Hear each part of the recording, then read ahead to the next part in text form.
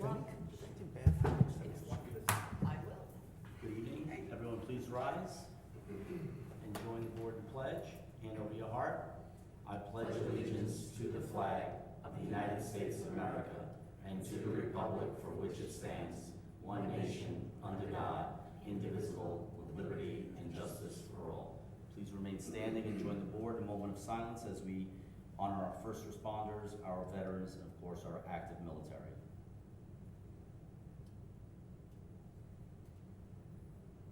Thank you.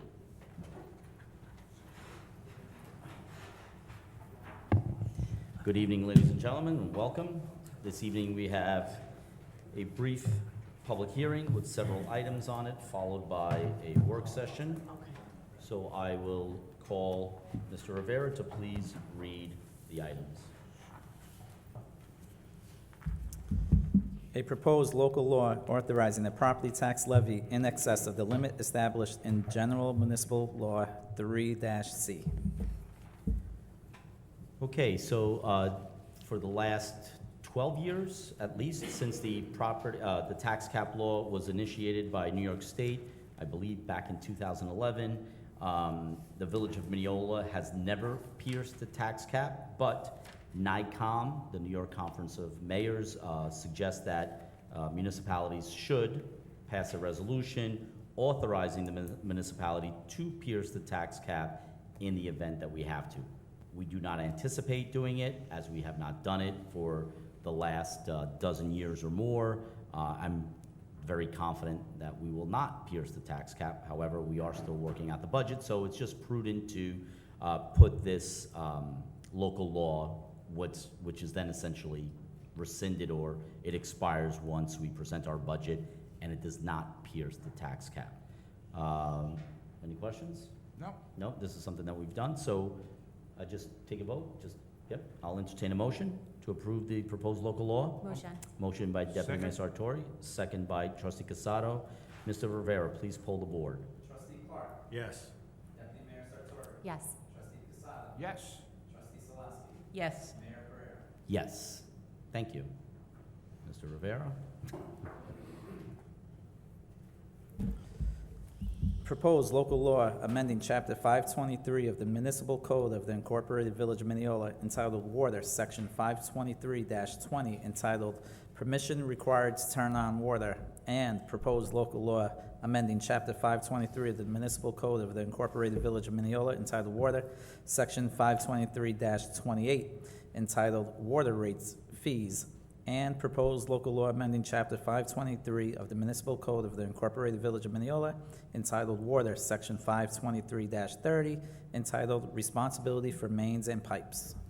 Okay, and I'm going to ask Mr. Rini to come up and kind of talk about these three proposed local laws.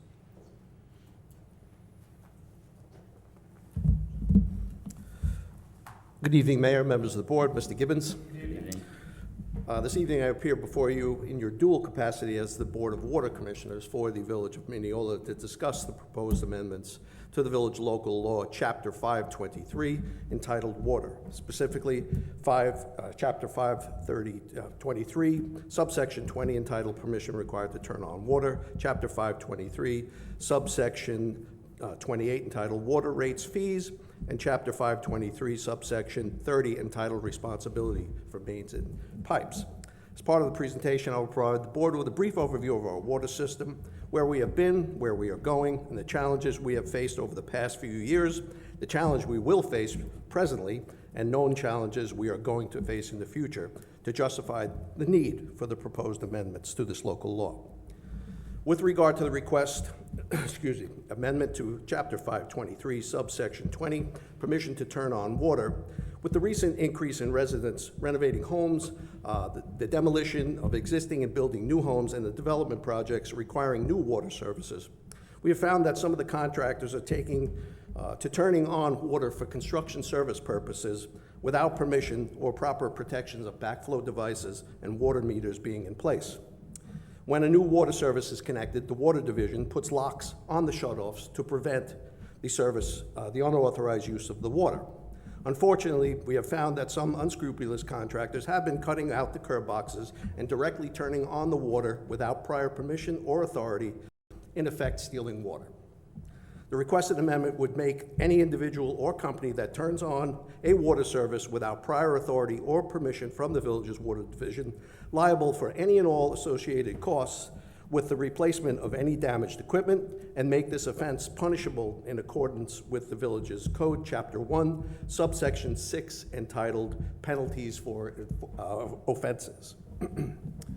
With regard to Chapter 523, subsection 30, entitled Responsibilities for Mains and Pipes, as the board is aware, our water structure is broken down into two major categories, the first being 1- and 2-family residential properties, and the second being all others, which are, all other properties in the village that are generally multifamily dwellings, such as apartment buildings or other properties that are businesses or a commercial nature. The requested amendment is for the purpose of requiring the second category, all others, to be responsible for the maintenance and repair of the domestic and fire service lines from the water main to the building. With the increase of new structures in the village, and the requirement of new or renovated fire protection systems at service lines servicing the structures that fall into the all other category, it has placed an undue cost burden upon all the water rate payers in the village to cover the costs for maintenance and repair when such costs should be borne by the individual property.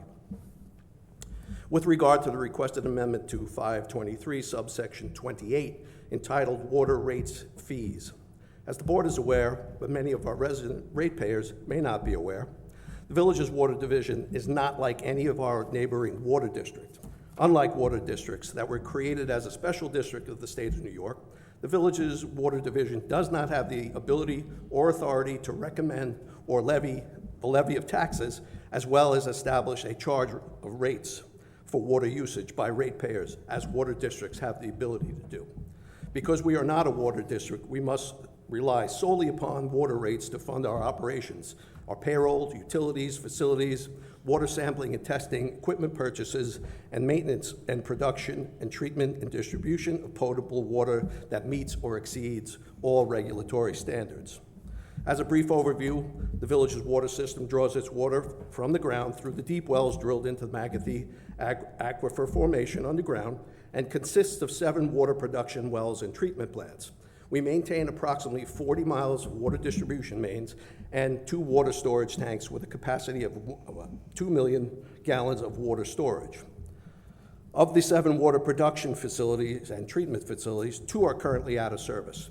This leaves the 5 remaining water production wells and treatment facilities, which have an effective capacity of producing and treating approximately 5,450 gallons of potable water per minute when all 5 wells are in operation.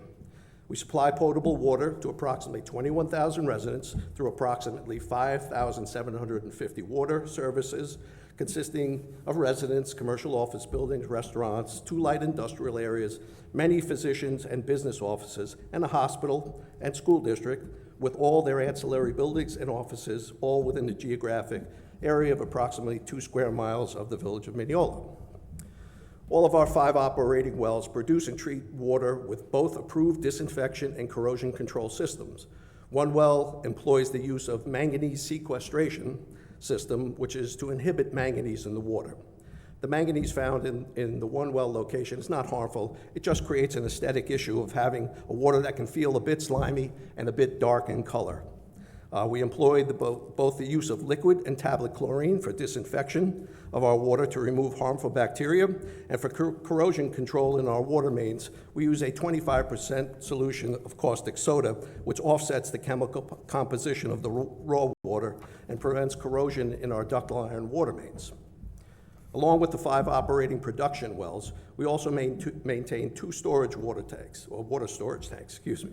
The elevated storage tank located at well number 1 on Elm Place provides storage of 500,000 gallons of treated water, as well as providing the system pressure required to move the water through our water distribution mains to homes and businesses. We also have the ground storage tank and booster station located at well number 3 site on Emory Road. This storage tank stores up to 1.5 million gallons of treated water and is delivered into the water distribution system through Booster Pump Station, which has 3 varying size pumps and motors to pump the water from the storage tank into the distribution system. As previously stated, 2 of the 7 water production wells are currently out of service. Well number 2, located on Elm Place and Clinton Avenue, was constructed at the same time as well number 1. These were the first 2 water production wells constructed in the village. Unfortunately, and unknown at the time of their construction, these 2 water wells were constructed in such close proximity to one another and actually within the water capture and influence zones, and as a water demand increases, this caused well number 2 to collapse onto itself, rendering it inoperative and incapable of producing water. Well number 3, which is located on Emery Road, north of Jericho Turnpike, was constructed in an area of the village that was primarily farmland. As a result, the water produced in this area by well 3 became heavily impacted by nitrates in the ground, which in the mid-1980s was rapidly approaching the maximum contaminant level, which required that the voluntary taking out of service of this well. In 2015, we did run a well test to determine if the impact of the nitrate contamination had subsided enough to potentially bring this well back into service. Through our sampling and testing of the raw water produced and running to waste, it was determined that the nitrate levels were still well in exceedance of the maximum contaminant level to make it practical from a cost and operation standpoint to rehabilitate this well. In addition to maintaining the 5 wells and treatment facilities and water distribution system required to produce and deliver drinking water, we have a very rigorous water sampling and testing program that we are required to fulfill. Each and every week of every year, we are sampling water from our water distribution system at various locations throughout the village. This sampling is bacteriological sampling that is required by both the New York State Health Department and the Nassau County Department of Health. This sampling and testing is done to ensure that our disinfection processes are working and we're delivering water free from harmful bacteria. I'm very pleased to state that we've never had a bacteriological issue in our water system for as long as I've been employed by the village, and as you know, that's a pretty long time. In addition to the required water distribution sampling done on a weekly basis, we also have monthly and quarterly well sampling of both the raw and treated water produced by our wells. This is the sampling that provides the information regarding the chemical makeup of the water produced and whether or not the chemical compounds that have found their way into the ground and are at levels either within compliance or if they are approaching or in a violation of regulatory standards, as required by both the New York State Health Department and Nassau County Health Department.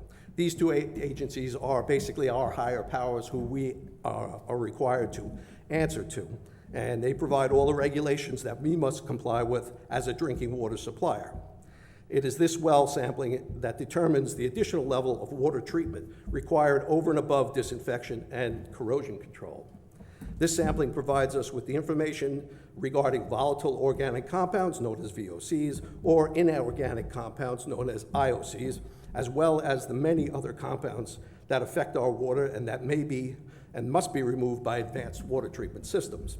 Our past challenges have been to construct 2 pack tower aeration systems at our wells number 4 and 7 in order to remove VOC contaminants that were found at these 2 wells. These were both completed and improved in the 1990s and are still in operation today. In addition to the pack tower aeration systems at well number 4 and 7, in 2019 we began the construction of the pack tower aeration facility at well number 1 due to increasing level of 2 VOCs that were found as a result of a contamination on Roselle Street in the light industrial area on the former site of a photo engraving business, which was approximately 2,000 feet to the northeast of well number 1. The construction of this new facility was completed and made operational as of November 2020. The cost of design and construction of this facility was $3,334,331, along with the increased operational costs to run this facility. As we have discussed many times in the past at village board meetings, for the past 4 years, we have been dealing with the emerging contaminants of 1,4-dioxane and PFOS and PFOA, which are also known together as PFAS. On July 24, 2019, the New York State Department of Health proposed maximum contaminant levels for PFAS at 10 parts per trillion and 1,4-dioxane at 1 part per billion. These are extremely stringent maximum contaminant levels, which required very expensive treatment facilities. As a result of these changes to the maximum contaminant levels for these contaminants, in 2019, 4 out of 5 of our operating wells required new treatment. The first treatment system for the removal of PFAS contaminants was the 3-part emergency contract at well number 7 across the street from Village Hall here, which was completed and made operational as of October 2020. This type of treatment facility requires the use of 2 40,000-pound granular activated carbon vessels, known as GACs, and the related piping and booster pumps and electrical upgrades. The cost of that facility was $4,099,940. We are currently in construction for the treatment facilities for 1,4-dioxane and PFAS at our well number 4 site on Old Country Road, which is approximately 75% complete at this time. These treatment facilities consist of an advanced oxidation process reactor using ultraviolet light and peroxide to break down the 1,4-dioxane, and 2 GAC vessels to filter out the byproducts of the AOP treatment. It is anticipated that these 2 new treatment facilities at well number 4 should be completed and made operational this summer at a cost of $9,433,517. This past week, we've just broken ground on the first phase of the 2-phase contract for the construction of the new PFAS treatment facility at well number 1.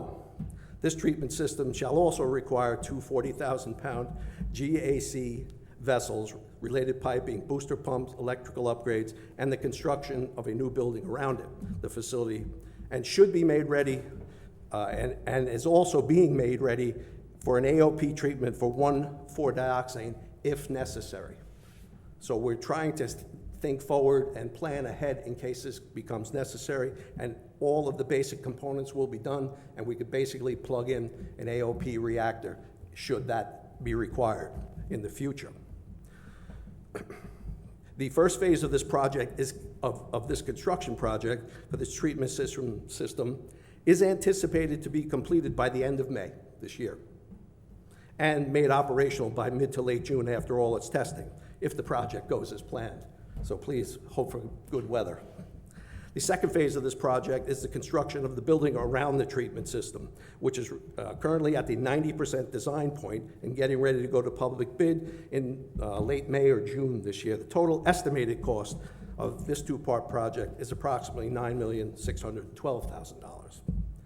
We are also in the design phase for the additional PFAS treatment facility, similar to the treatment facility being constructed at well number 1 for our well number 6. The estimated design and construction cost for this project is $8,491,000. All of these new treatment facilities shall also have increased operational costs as a result of increased electric, chemical, sampling, and testing, and the additional cost to remove and replace 80,000 pounds of activated carbon in 2 GAC vessels. In the end, we'll have a total of 8 of those GAC vessels. At this time, it costs approximately $140,000 to remove and replace the 40,000 pounds of activated carbon. But I will just give you a glimpse of where we are now as far as our well number 7 is concerned, thanks to in part to the way we rotate our well usage and the use of a lead lag system incorporated in running the GACs at well number 7. It has been in operation since October 2020 and has not needed or come close to having a carbon change out at that cost. So we're 3.5 years into it. In fact, we just conducted some sampling on that, and even if it were to come back bad, it would be only 10% of the packed carbon bed that would be affected. You'd still have 90% of that vessel. So the way we rotate our wells is certainly helping that out, and we're hoping we can do the same with all these other sites. I know I've just thrown a lot of numbers at you, but the total estimated cost of all treatment projects discussed here, $34,970,788. I realize that all the project costs that I've mentioned here in this presentation are a huge pill to swallow all in one discussion, especially for our board, for our residents and businesses. So I'd like to take this opportunity to discuss some of the other things we've been doing in an attempt to mitigate some of these costs to our ratepayers. With regard to the treatment facilities at well number 4, we applied for and received a $30,000 grant for the AOP pilot study, and we also applied for and were awarded a New York State Water Infrastructure Improvement Grant in the amount of $4,980,000. For both the PFAS system projects at well number 1 and well number 6, we applied for and received New York State Water Infrastructure Improvement Grants of $5 million for each project. In total, we will receive $15,010,000 in funding to be applied to these treatment projects. This funding will assist in reducing the cost of these projects to approximately $19,960,788. Just to give some perspective on the funding for the treatment systems required to remove 1,4-dioxane and PFAS contaminants, I attended a Long Island Water Conference meeting this past Friday, March 8th, and a statistic was provided stating that 95% of treatment projects requiring financial assistance needed for the removal of these contaminants are unfunded. We received 3 grants. So we're well ahead of most water suppliers that are also facing these very same issues as we are. In addition to these required treatment facilities upgrades we have had to make in a very short time period, we're also required to comply with the Federal Environmental Protection Agency's new lead and copper revised rule. This new federal requirement passed down to the states requires that all lead services must be removed and replaced within 10 years, along with many other requirements that are currently an unfunded mandate upon all water suppliers. Our water division is currently putting together the required water service materials inventory that must be presented to both New York State and Nassau County Health Departments by October of this year. We're making appointments with residents and businesses to inspect water services, entering their homes and businesses, and we continue to request their cooperation in doing so. Just to put the cost of replacing the village's side of water service line into perspective, last Wednesday, this board approved an emergency contract totaling over $58,000 for the removal of just 16 lead services from water main to curb stop in advance of our upcoming road reconstruction project. This cost doesn't include any road repairs that would be required because they shall be undertaken by the road reconstruction project. I think you all can see where I'm going with this. There are going to be some pretty extensive costs that are attached to this required program. And we are hoping that both the federal and state governments will be providing some funding to assist all water suppliers in completing a lot of this work, as well as our residents that may have to pay for or receive funding to replace the service from the curb stop into their home if it's found to be lead. So I know these are very difficult times for many of our residents, and asking this board, all of whom are residents, to consider and approve a water rate increase is certainly a very big ask at this time. Unfortunately, given 4 of our 5 wells have been impacted by these costs to treat these emerging contaminants and the requirements of the new lead and copper rule, we have also had little choice but to move forward and keep these water systems going. You know, and also as an aside, as the board is aware, maybe some of our residents and businesses aren't, we are engaged in 2 lawsuits with chemical manufacturers that produced and created 1,4-dioxane and PFAS. Currently, there is a global settlement being reviewed that we are a part of, that we should be receiving some sort of funding out of that to help mitigate some of these costs. And we have an ongoing lawsuit with the manufacturers of 1,4-dioxane that is still moving through the judicial system. So, and I spent, about a year ago, I spent 8 hours being grilled by attorneys regarding that lawsuit, and that was a great deal of fun. So, but based upon all this information presented here, and on behalf of our water division, I am asking this board to consider the following water rate increases over the next 3 years. Beginning June 1, 2024, 5% increase. Beginning June 1, 2025, a 5.5% increase. And beginning June 1, 2026, a 6% increase in water rates. I thank you for the opportunity to be heard on the matter, and if there are any questions, I would be happy to answer them to the best of my ability or provide you with an answer if I can't answer that question at this moment. Okay. Thank you, Mr. Rini, for the very thorough presentation. Absolutely. A great Thank you, Mr. Rini. history lesson for sure. Puts things in perspective, but what we can't lose sight of in all of this is that the most important thing is for us to deliver clean water to our residents, and you can't put a price tag on that. And you could rest assured that that is what we are doing. Unfortunately, many of these mandates, as Mr. Rini says, are unfunded. You heard the numbers.